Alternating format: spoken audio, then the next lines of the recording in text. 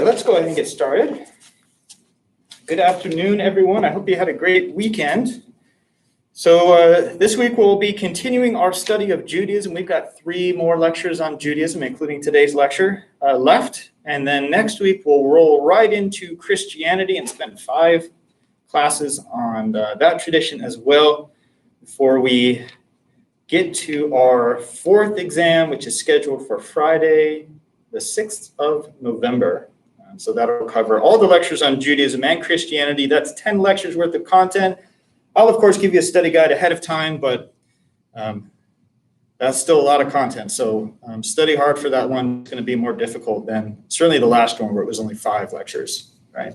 So even if you think you already know all about Christianity, don't get too overconfident. Okay, so today we're going to do the 3rd lecture on Judaism, and at the conclusion of my lecture today, we will have an online quiz on Judaism. So you'll find it on the Moodle class website, labeled as Judaism Quiz, and you will have until the start of class on Wednesday to complete it. So it's 5 multiple choice questions, all based on today's lecture, so feel free to download the slides for today's lecture and review them as you do the quiz. And that quiz, of course, is due by the start of class on Wednesday, not midnight, 12 p.m., which is the starting time for this class. All right, great. So let's go ahead and dive into this lecture today. So in my last lecture, we talked about a lot of different empires in the broader Middle East region and how they conquered Judea in succession, right? Kind of hard to keep track of all those different empires, but I talked about first the Assyrian Empire conquering the northern kingdom of Israel, which left the kingdom of Judah in Judea with its capital of Jerusalem alone until it was then conquered by the Babylonians. And we talked about this important event known as the Babylonian exile, also called the Babylonian captivity. And that had a lot of impact on the development of Judaism. Then, of course, the neighboring Persians conquered the Babylonians and allowed Jewish exiles who had been taken by the Babylonians to go back to Judea. And they got to, for example, rebuild the temple to Yahweh in Jerusalem. The Babylonians had destroyed the temple built by Solomon and ended the traditional worship of Yahweh through animal sacrifice. But the Persians allowed it to resume. You have the construction of what's called the Second Temple. This is the Second Temple period. And then the Persians were conquered by the Greeks, and the Greeks subsequently by the Romans. And so that's the setting for our first slide here today. We're in the Roman period of the 1st century. This is also the century when Christianity started. So we'll be returning to this next week and talking about these events with some different details. But for today, I want to talk about these 4 core Jewish factions that existed during the Roman period in the 1st century. The first of the 4 factions is the Sadducees. The Sadducees represent the old traditional form of Judaism centered around priestly rituals performed in the temple. And here we can see an artist's depiction of the temple. This is supposed to be the Second Temple, right? The first temple of Solomon is destroyed by the Babylonians. But once a new temple is created, then the priest can resume the old animal sacrifices of lambs and sheep and doves and things, the blood atonement to Yahweh there. Then we have this other faction. This is actually the most popular faction. This group is called the Pharisees. The Pharisees represent the type of Judaism that developed during the Babylonian exile. So we talked last time about how when the Jewish community was taken into Babylon in the 6th century BCE, they had to figure out a new way to practice their religion. They didn't have the temple anymore to perform the old sacrifices. So a new type of Judaism developed, one that centered on prayer as a substitute for the sacrificial rituals and personal piety, that they turned to knowledgeable elders in their community. That's the precursor to this special class of scholars we call rabbis, for information on how to live a life in accordance with the covenant established between Yahweh and the Jewish people, the Israelites, the Judeans. So that form of Judaism continued, even once a new temple is built. So you have the older form of Judaism and this newer form coexisting side by side. The authorities for this faction are the scholars of the written text. You know, the Babylonian exile served as a catalyst for the formal compilation of the Torah as we know it, right? And I told you stories from the Torah over the last 2 classes. This faction also acknowledged the existence of an oral Torah, that there was an additional level of revelation that had been given to the great prophet Moses at Sinai that went alongside the written book.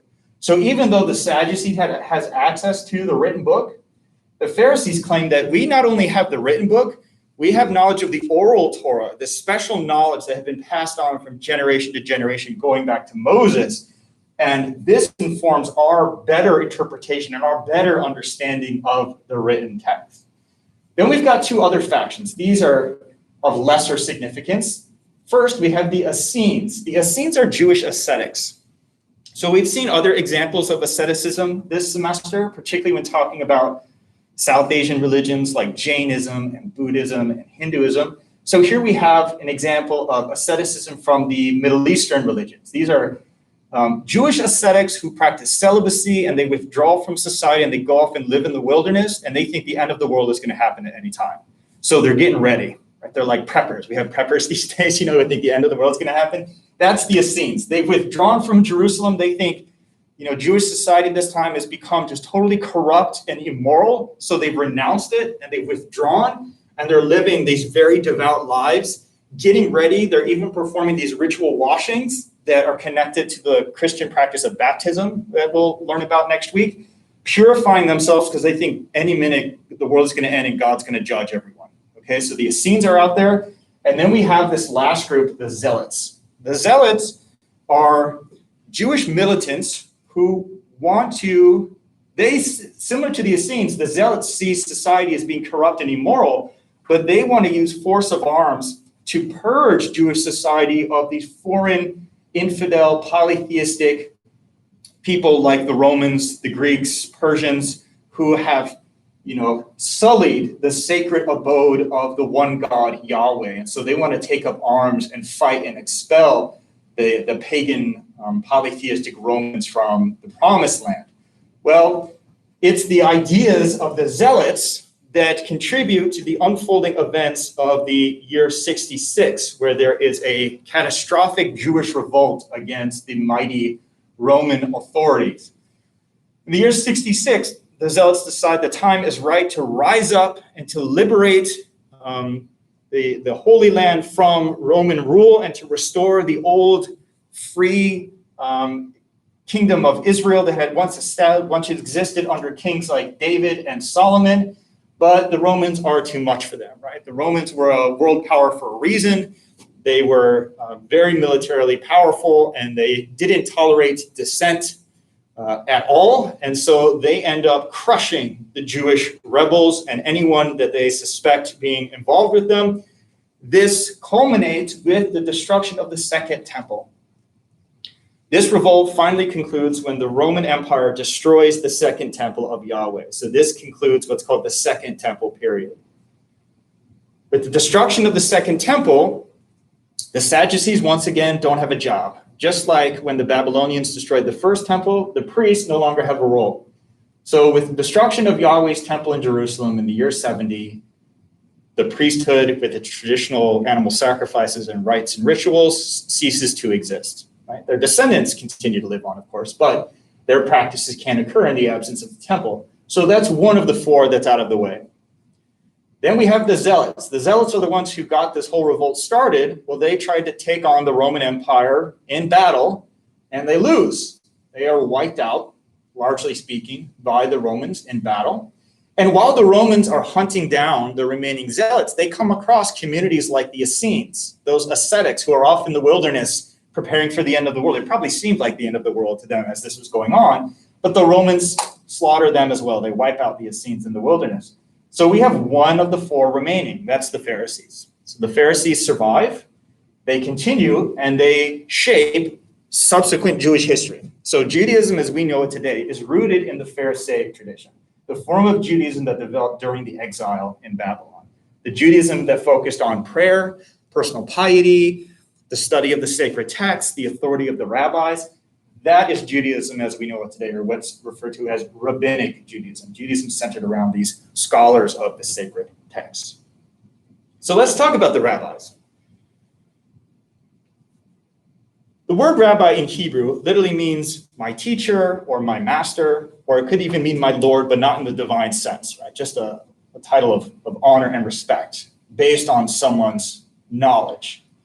That the rabbis didn't come from any special lineage. Unlike the priests in the temple were said to have come from the line of Moses' brother Aaron. So you could only be a priest if you came from this particular line among the Israelites.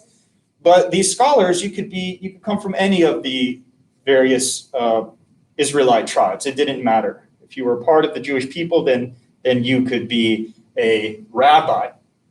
And the authority of the rabbi was rooted in their knowledge, that they had studied and mastered the sacred writings, the Torah, the subsequent books in the Nevi'im and the Ketuvim, and were versed also in the oral Torah, this knowledge that guided interpretation and the application of the knowledge in the written text to day-to-day Jewish life.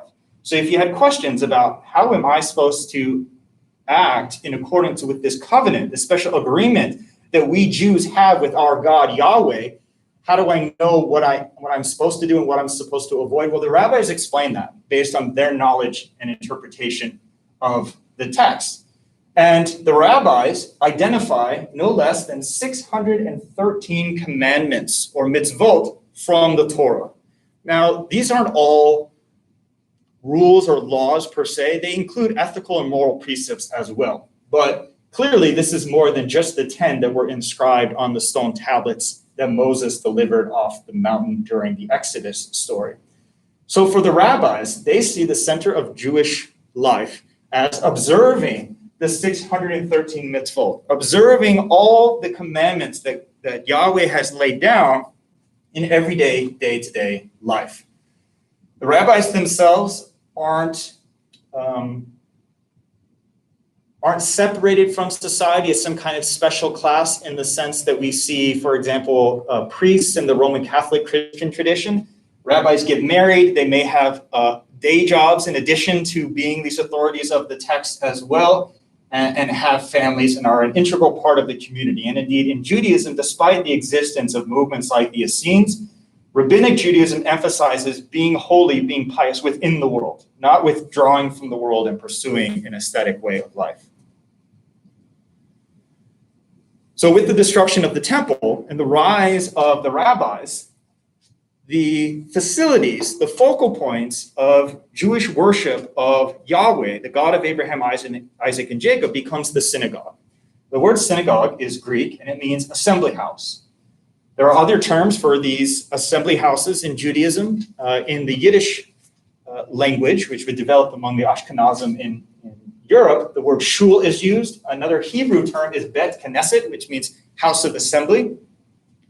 And when these synagogues first developed, they were primarily for the study of the sacred texts, study and debate over the interpretation of the text.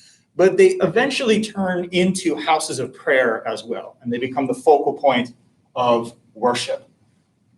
In time, as these facilities develop, we begin to see reoccurring architectural features that become, characteristic of synagogues all over the world, albeit you still find some interesting variations on them as well. So here are some core characteristics that I would like you to know.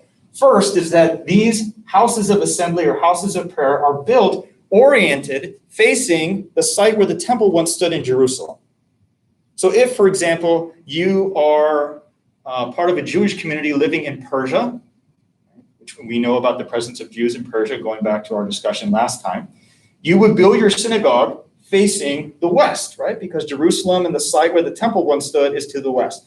If you were part of a Jewish community in, let's say, Alexandria in Egypt, you would orient your synagogue to face the northeast, right? So it would change in its direction depending on where the community is around the world.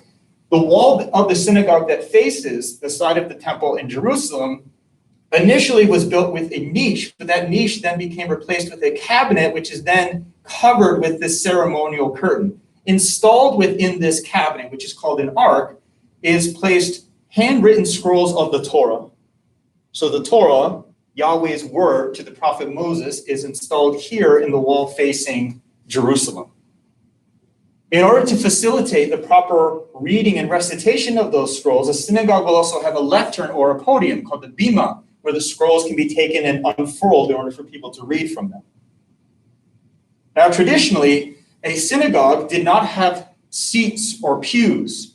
Instead, it was just an open floor and people would sit on mats or cushions. But over the centuries, particularly, I think this was a trend that developed in the communities that settled within the Roman Empire and in Europe, we would then see the addition of chairs and pews. So synagogues today will have benches and pews for people to sit, but the earliest ones just had an open floor where you would sit. And later on, when we study Islam, we'll look at mosques, and mosques are also oriented to face a particular site. They're built to face Mecca, even though the very first mosque actually was facing Jerusalem as well. And they still use that open floor layout. So if you go into a mosque, you sit on the ground, and that's how the earliest synagogues were, but they were replaced by pews and chairs like churches are, which follow sort of the Roman way of doing things. Another feature would be a candelabrum. This is called the menorah. And it said that there was once this like 5-foot tall gold menorah in the temple in Jerusalem that had 3 arms on each side. And we can see that this menorah has 3 arms on each side. If you've seen a menorah before, you're probably familiar with a Hanukkah menorah. A Hanukkah menorah is a bit different. It has 4 arms on each side because it commemorates the 8 nights of Hanukkah, and I'll talk about Hanukkah a little bit later on in the lecture today. With regard to the seating, synagogues also traditionally separated the gender. So men and women would sit in different areas in the synagogue. The men would sit in the main area around the ark, around the lectern, and then the women either would sit behind a screen called a mechitza, or if it's a 2-story synagogue, they may sit up in a balcony. So men and women would be separate. And by the way, mosques are arranged the same way. So you can see so many carryovers from early synagogues to what would become mosques in the Islamic tradition. So men and women are separated in a mosque as well. Here we see an image of a Torah scroll, the Sefer Torah. And obviously, in the olden days, before we had printing presses and things like that, having a written copy like this would be standard. But even in modern times where you have mass-produced bound copies of the Torah that people can hold and have and read from during services, communities still have these handwritten scrolls that are just treasures to these communities. And obviously it's not something that can be produced overnight. It's quite labor intensive to write this out and do it all correctly and perfectly. And you can see that this man is writing out a scroll, and he's being closely supervised to make sure he's getting every word of the Torah correctly. And this is what would be installed within the ark in that wall facing Jerusalem in the synagogue. And if a community is lucky, they'll have multiple scrolls. During the worship services that occur in a synagogue, a particular member of the community who is most knowledgeable of the sacred texts, in the pre-modern days before you have readily available written copies, that would be someone who'd also memorize the material as well. Someone would lead the prayer services, and this position is commonly referred to in English as a cantor, in Hebrew as a chazan, and here that's what we can see in this image here. So this man is the cantor who is leading the community in prayer.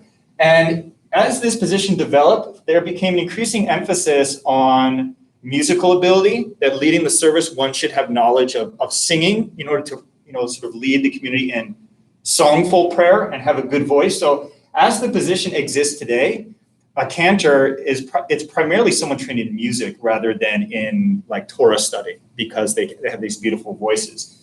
And so this was a position that's separate from that of the rabbi. The rabbi has authority based on their knowledge of the text, their ability to interpret the text into this comprehensive code for life, the halakha, Jewish law. That's separate from the cantor. Now, one could be trained in both and do both things, but traditionally they're separate. As Judaism developed over time, the rabbi's role evolves as well, where they're not just scholars of the text, they increasingly then become also preachers, someone who might give a sermon, and they counsel and they guide members of a congregation, and they might also be representatives of the congregation. So the role of the rabbi ends up becoming a position like a clergy member, the way we think of like a church having a minister. The cantor isn't quite there, but it's still broadly within that camp of a kind of clergy person. But again, they're mainly trained in reciting the prayers and leading the congregation. Now, looking at this image, you can tell that this is an Orthodox synagogue. So this type of synagogue is still practicing gender segregation. You look at the image and notice that it's all men. So once we get to the modern period, in the 19th century, the 20th century, we begin to see different reform movements within Judaism. We'll talk about those in detail in my 5th lecture on Judaism on Friday. And in those reform movements, they do away with gender segregation, so men and women will sit together in the synagogue. But this congregation obviously practices orthodoxy, the pre-modern reform. So the women are in a separate section, either behind the mechitza or in a balcony, and the men are all here in the main sanctuary of the synagogue. You don't have to go to a synagogue in order to perform prayers. Prayer can be done anywhere in the world so long as it is clean. So you wouldn't go into, for example, a butcher shop where there's all kinds of blood around, or in a restroom or something like that. But anywhere else you could perform the prayers. So you could go outside, and do the prayers. And the rabbis tell us that observant Jews have to pray 3 times a day every day. And they pray at specific times of the day according to certain ritual norms. So it's not a spontaneous thing. It's not a thing where you just say whatever you're feeling, whatever's in your heart at that particular moment. There are specific ritual instructions for the performance of these daily prayers. Who figured that out? The rabbis, right? The rabbis interpreting the text using both the written tradition and the oral tradition. So they specify these 3 daily prayers, the first one at dawn, the next at midday, and the third at dusk. You would try to face Jerusalem to the best of your ability, the site where the temple once stood, where the Holy of Holies would have been, which is the closest thing to the presence of Yahweh on earth. And according to later rabbinic commentary, collected into a work known as the Talmud, and I'll talk about the Talmud later in the lecture today, these 3 prayers are the result of the 3 patriarchs of Judaism. That's the tradition anyway. That Abraham, the first of the 3 patriarchs, was instructed to perform the dawn prayer. Then Isaac, his successor and son, was instructed to do the noon prayer. And then Abraham's grandson, the son of Isaac, Jacob, aka Israel, was instructed to do the dusk prayer. So the 3 patriarchs of Judaism are also the source of the 3 daily prayers. There are additional prayers that can be done during particular events, particular holidays, something like a funeral, but these are the standard everyday prayers. Prayers can be done individually, but it's always better to do a congregational prayer, a prayer as a group. But according to the rabbis, in order for a prayer to officially be a congregational prayer, you have to have a minyan. So a minyan is the minimum number of adult Jewish males present to constitute a congregation. And the rabbis specify that a minyan is 10 adult males. So if you have 9 adult males, then you're going to have 9 people doing the individual prayer. You have to have a minimum of 10 in order to do the preferred congregational prayer. Who is an adult? Well, it's not the American government 18 years old. According to the rabbis, a Jewish boy becomes an adult at the age of 13, by which then he becomes bar mitzvah. And bar mitzvah literally means son of the commandments. A Jewish girl becomes a woman at the age of 12, when she becomes a bat mitzvah, a daughter of the commandments. So you would need 10 adult men, so that means 13 and up, together to form a minyan. Because there are specific passages of the Torah and other sections of the Tanakh that are recited, it's very common for people to use a prayer book so they know what they're supposed to be reciting. So you don't have to necessarily memorize it all. And that's called the Siddur, and that's what he's holding here. In addition to the prayer book, there are certain ritual objects that are worn during the daily prayers. And this young man in the lower right-hand corner is wearing all 3. And we're going to look at each of these in detail, but just a quick overview here. We have the Tefillin, and that's this leather strap that he's wearing around his arm, and then it goes up over his head, and there's 2 of these little boxes attached to the leather strap. There is the talit, which is the prayer shawl that he's wearing here. And then we also have the yarmulke or kippah, the skull cap that he's wearing on his head. So let's take a look at those 3 ritual objects in closer detail. And we'll begin with the talit. Talit is a prayer shawl. And this prayer shawl is worn specifically for the first of the 3 daily prayers. So for the dawn prayer, and you can see that there are some different ways in which it's worn. Some of the men in the image on the right as well as on the left are wearing the shawl over their heads, while others just have them draped around their shoulders. There's disagreement among the rabbis as to whether or not each of those ways of wearing the shawl is permissible or what is the preferred way, but there is an openness towards diversity of interpretation in the Jewish tradition. And during one day of the year, the most important, the holiest day of the year, which is Yom Kippur, the Day of Atonement, day of fasting, the talit or prayer shawl is worn for all the prayers throughout the day, but otherwise it's just worn for the morning prayer. Now, this shawl is worn specifically to observe a commandment regarding these knotted tassels called Zitsits, and that's what you can see here and here. And we can find a specific passage from the Torah about these, and there it is in chapter 22, verse 12 of the book of Deuteronomy in the Torah. Yahweh commands, "You shall make yourself twisted threads on the four corners of your garment with which you cover yourself." Okay, so that's one of the 613 mitzvot, commandments that the rabbis identify in the Torah. And so the talit is worn with these tassels that have knots on them in order to fulfill this commandment. And for some Jews, particularly the more conservative, very traditional branches of Judaism, men will also wear this undergarment called a talit katan underneath their day-to-day clothing that has these tassels as well. So you can see that this man here is walking along the street. He has these tzitzits, these tassels hanging out from underneath his shirt, and that's because he's going to the point of wearing this talit katan beyond just this prayer shawl that's worn for the morning prayer. What's the significance of these? Well, the knots in these tassels is interpreted to symbolize the binding obligations of the covenant between Yahweh and the Jewish people, right? As these ever-present reminders of all the obligations you have to fulfill if you're a part of this covenant, right? If you're a party in this contractual agreement.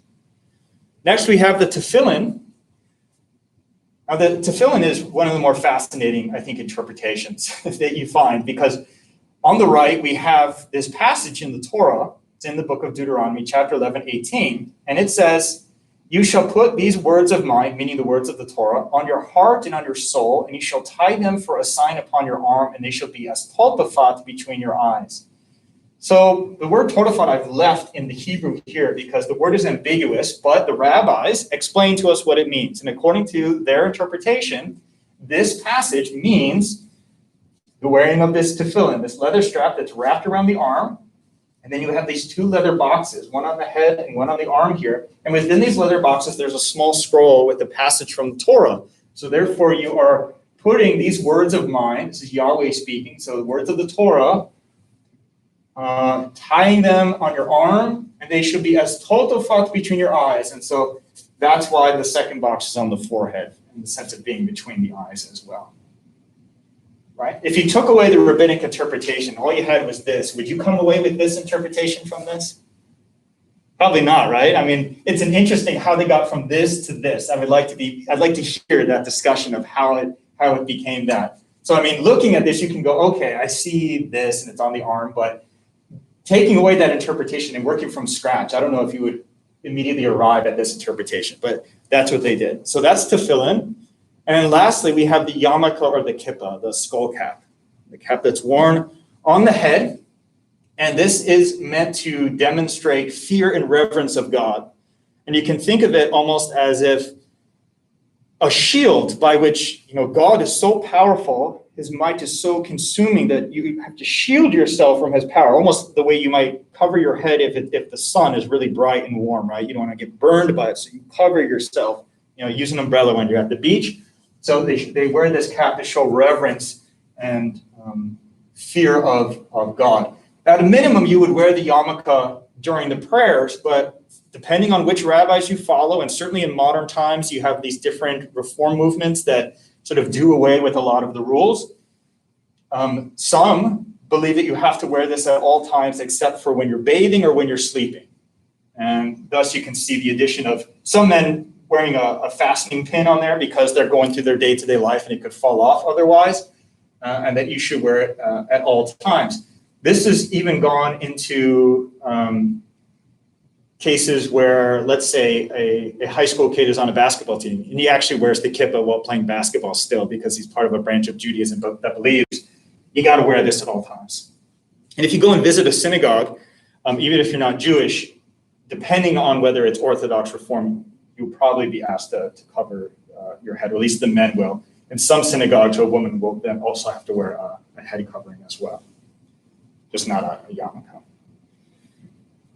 If you've ever heard of the Hasidim or Haredim, which are these ultra-Orthodox, these very conservative forms of Judaism that developed in the late medieval, early modern period, you may have noticed their distinctive style of dress, where the men wear these black brimmed hats. And I just wanted to point out that these hats aren't substitutes for the kippah.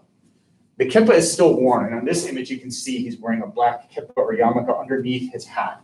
So this is not a substitute for the wearing of the skull cap. It's actually just worn on top of it. The other thing I'd like you to know while looking at this image is that these young men have a distinctive style of haircut, right? They've allowed the hair above their ears to grow out and develop into these sort of long side curls. Well, this too is based on rabbinic interpretation of another mitzvah, another commandment in the Torah, this time from the book of Leviticus. The Torah says, "You shall not round off the payot of your head." What does payot mean? Basically, it means the corners of your head. And the rabbis say that there are 5 payot or corners to the human head. Well, 1, 2, 3, 4, 5. So according to those rabbis, Jewish men are allowed to cut their hair except for those 5 sections of the head. So that means that the hair above the ears grows out. And these guys are too young, even though you can see they're starting to kind of grow their facial hair. You would also grow a beard because you wouldn't shave either. So men growing the beard also becomes, in traditional rabbinic Judaism, a requirement as well. That practice is also going to, not the forelocks, not the payas here, but the growing of the beard will also become a part of the Islamic tradition. Women are also expected to cover their hair. And according to orthodoxy, the traditional rabbinic interpretations, when a girl becomes a woman and gets married, which tradition would be done quite young, they should always cover their hair, that only their husband should see their hair. So that would entail wearing a headscarf, and we can see some different modern decorative styles of headscarf here. But another practice developed among Jews in Europe, which was that instead of wearing a headscarf, it became permissible to wear a wig. So you're covering your actual hair, and you might actually cut your actual hair very short, and then wear a wig. Because if people see the wig, that's fine. That's still acceptable, so long as they're not seeing your actual hair, which only your husband can see. So you would not only wear a scarf while entering a synagogue or in prayer, but in day-to-day life as well. Here, too, is a practice that carries over into Islam. It's common for Muslim women to also wear a hijab or a headscarf as well. So the rabbis come up with these vast interpretations, so many different readings of the text, some of them quite interesting and creative, like the Tefillin. Does this stuff just continue to exist as oral tradition? No, this stuff gets written down as well. So by the time we're getting to the Common Era, the 1st century, the period where we see the failed revolt, we've begun to see rabbis, or the precursors to rabbis, writing down their interpretations. And this literature is called Midrash. And it often takes the form of narratives, of like additional supplemental stories that explain details of the Torah. And typically the rabbis are focused on the legal implications of these stories, how to understand something like that verse about Tefillin, right? Expanding on those details. Well, by the time we get to the 3rd century, a rabbi named Judah Hanasi compiles all these rabbinic stories and interpretations into a single work collectively known as the Mishnah. Now, rabbinic Judaism, coming from the tradition of the Pharisees, believes, as I mentioned before, that Moses not only received the written Torah, but he also got the oral Torah. That Yahweh revealed more than what's just in the written Torah to him at Sinai. And that oral Torah, which is also revealed knowledge, was passed on from generation to generation among the elders and the scholars of the community.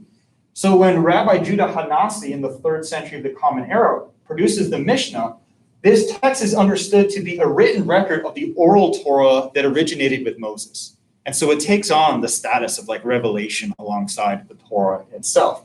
Well, because it has such a special status, guess what? The rabbis start writing commentaries about the Mishnah as well. So we not only have these commentaries and explanations of the Torah, we also have now rabbis studying and writing commentaries and explanations of the Mishnah.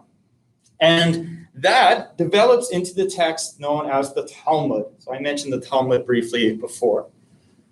The Talmud contains the Mishnah, the written oral Torah, and then commentary on the Mishnah called the Gemara. So here's a page from a copy of the Talmud.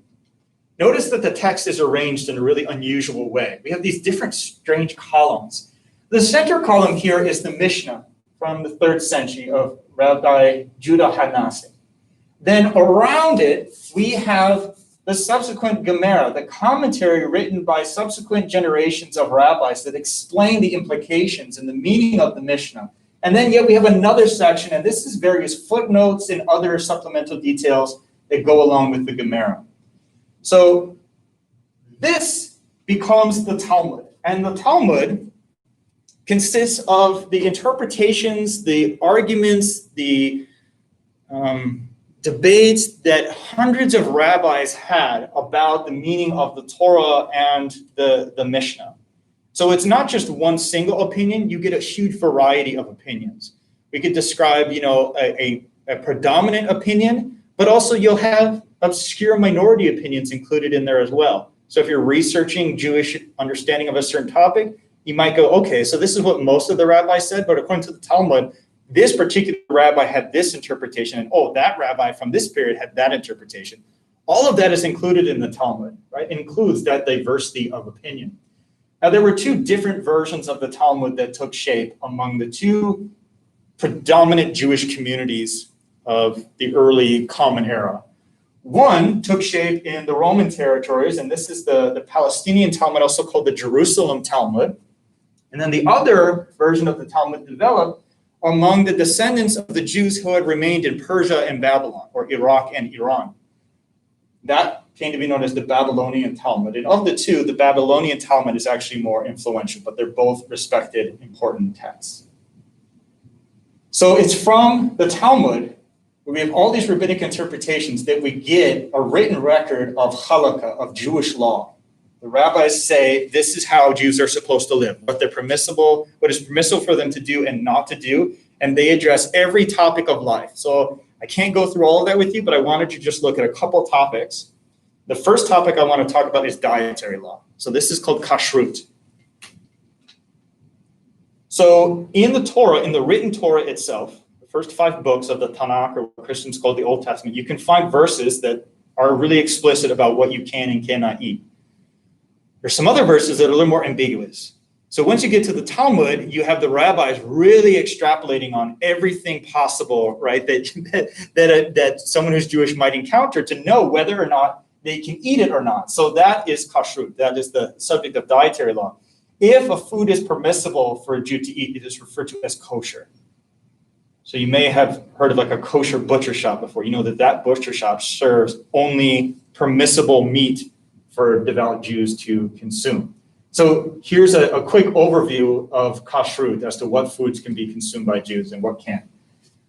All pork products are forbidden. So no ham, no bacon, no pork chop, none of that. And anything derived, like there's some forms of gelatin that are derived from pigs, or using the grease on a surface to cook, all of that is forbidden. Shellfish is forbidden. So no lobster, no shrimp, no clams, any of that stuff. That's all forbidden. No mixing meat and dairy products. This is another example of an interesting rabbinic interpretation. So the particular passage in Torah says, "Thou shalt not boil a kid in its mother's milk." So based on that passage, the rabbis then concluded that mixing any meat and dairy products is forbidden. So a common popular choice for Americans to eat is a cheeseburger. A cheeseburger is not kosher because cheese, dairy, and the beef, that is not kosher. You go to a kosher restaurant, you can't get a cheeseburger. You could just get a plain burger, you just can't get a cheeseburger. That's not kosher. In order to really observe that restriction, foods will be prepared in separate sets of dishes. So if you have like mac and cheese in one dish, that will be prepared in dishes that are separate from what you would make the brisket in or something like that. In cases where a family might have the financial means to construct a kitchen like this, some families will even have separate refrigerators and separate sinks. So one is for the meat and one is for the dairy. Really keep them as separate as possible. All animals that are permissible to eat are expected to have a cloven hoof and chew their cuds. Predatory mammals or birds, like an eagle or something like that, that is forbidden. And the animals that are permissible, like a cow, you want to drain out as much of the blood as possible. And so the slaughter process is a cutting of the arteries of the neck, and then you drain out as much blood as you possibly can. And then even for an animal like a cow, who has a cloven hoof and chooses to cut so it's permissible to eat, only certain parts of the animal are permissible. So the meat from the upper portion of the body is kosher, and the meat from the lower half is not kosher. So rib meat, kosher; rump roast, not kosher. Okay, so it applies even to sections of particular animals. So here we have some kosher hot dogs. Obviously, they're not made from pork; they're made from beef, and it's beef from a particular portion of the cow, and the cow was slaughtered in a particular way. You go to supermarkets in the U.S., because we have the second largest Jewish community in the world here in this country, it's common to see rabbinic certification labels on products at our supermarkets here in this country. So this tells us whether something is kosher or not. The rabbis also explain all the rules and regulations regarding how you keep the Sabbath. We went over the 10 commandments, the commandments in the stone tablets that Moses brought down according to the Torah. And one of those commandments was to keep the Sabbath holy, that this was this day of rest. So the rabbis helped to explain what that means, what constitutes work, what do we have to refrain from doing. So here's a passage in Leviticus. It says, "There are 6 days when you may work, but the seventh day is a day of Sabbath rest, a day of sacred assembly. You are not to do any work where you live. It is a Sabbath to the Lord." So the rabbis have to explain what constitutes work. Does it just mean like your day-to-day job? So if you work at a store, okay, close your shop, don't go to work. The rabbis say, no, it means more than that. It includes things like you don't shop, so you don't go out and engage in any kind of trade or business. You also don't cook. So for the Sabbath meal, you got to finish cooking before the sun sets on Friday, because the Sabbath begins when the sun sets on Friday, and then it goes through that evening, and then concludes when the sun sets on Saturday. The night always precedes the day in the Jewish rabbinic reckoning of time. So in terms of daylight hours, the Jewish Sabbath, as I mentioned in my earlier lecture, is Saturday, but it begins when the sun sets on Friday. So you would do your preparation for the Sabbath meal before the sun sets on Friday. Once the sun sets, no more cooking. That's work.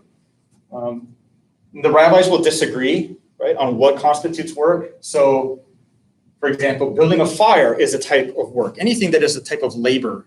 And in modern times, some rabbis will even extend this to things like operating a light switch, that is the equivalent of building a fire, that the electrical current is comparable or analogous to building a fire. So for families that follow that very strict interpretation of what constitutes work, you would go and like turn on the lights that you want on during the Sabbath before the sun sets on Friday. So you want the light in the kitchen on Friday before sunsets, you turn it on and you keep it on for the duration of the Sabbath. So it's not a vacation, right? It's not a day of, hey, we do whatever we want. No, it's a day of sort of like very consciously thinking about everything that you're doing, abstaining from work. And then, of course, ideally, you're also going to go to religious services at the synagogue on Saturday morning as well. You spend that day with the community in prayer and with your family. The rabbis also talk about purity and impurity. Now, we've talked about purity and impurity with regard to some other religious traditions. I know I talked about it when we explored Shinto in Japan. That notion of purity, impurity exists within the Jewish tradition as well, and it'll extend into the Islamic tradition, as we'll talk about in a few weeks. The rabbis encourage devout Jews to avoid contact with certain polluting substances, and if you're in a state of impurity, you can't do your prayers, or you can't touch the Torah, or you can't have relations with your spouse. You have to then go and perform ritual purification to wash yourself before you can do those things again. And one of the facilities that develops in Jewish communities in order to facilitate ritual purification is this pool called a mikvah. So here's a modern mikvah, and here's the ruins of an ancient mikvah from the Middle East. So a mikvah is a pool built according to guidelines laid out by the rabbis. It has to have a minimum of 200 gallons of water in it, and it has to be tied into a natural source of water. So here, even though this is obviously indoors and very modern, it would have some kind of connection to something like a basin of rainwater or a river. It can't just be tap water. And it's not for actually like soap, you go and you immerse yourself and come out of it. And so it's for this ritual purification.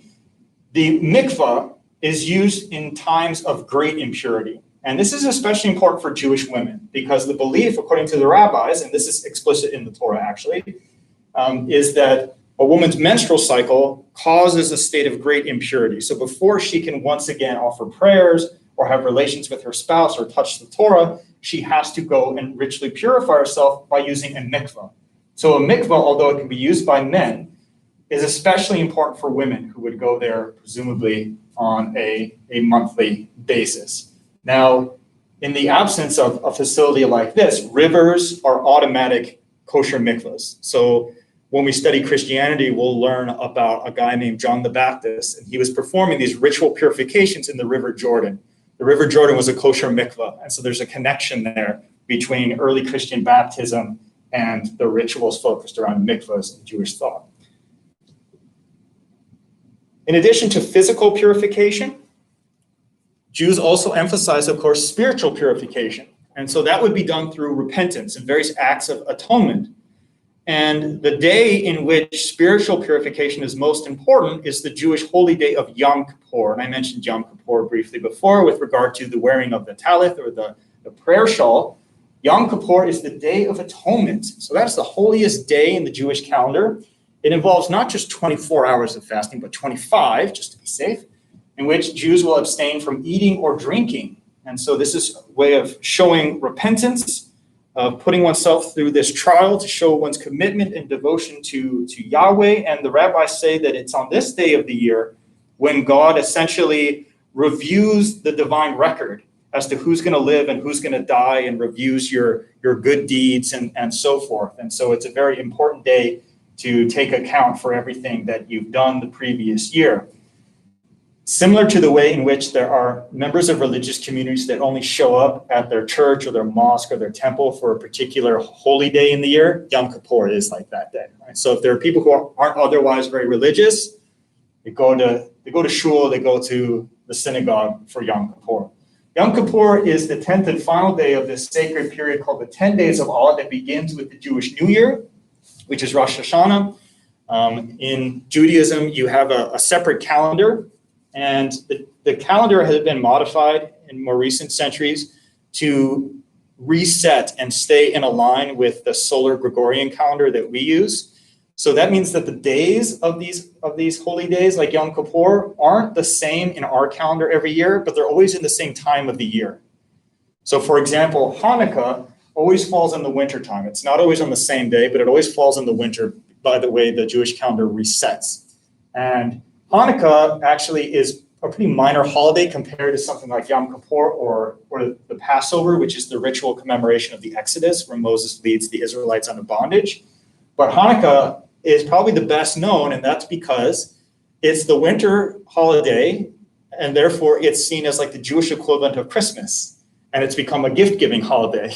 But it actually has to do with the Maccabee revolt against the Greeks, that we talked about in my last lecture. And when the Jews retook the temple, there was only enough oil left in the menorah in the temple, that candelabrum, to last for one day, but the oil miraculously lasts for 8 nights. And so that's why there's four arms on each branch of the Hanukkah menorah as opposed to the 6 on a traditional menorah.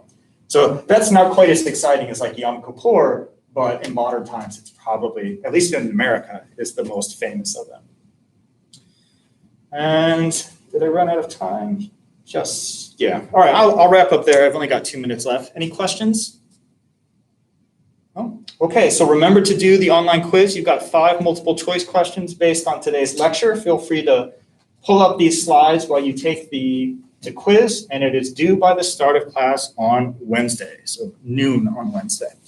All right, thank you very much. I will see you then.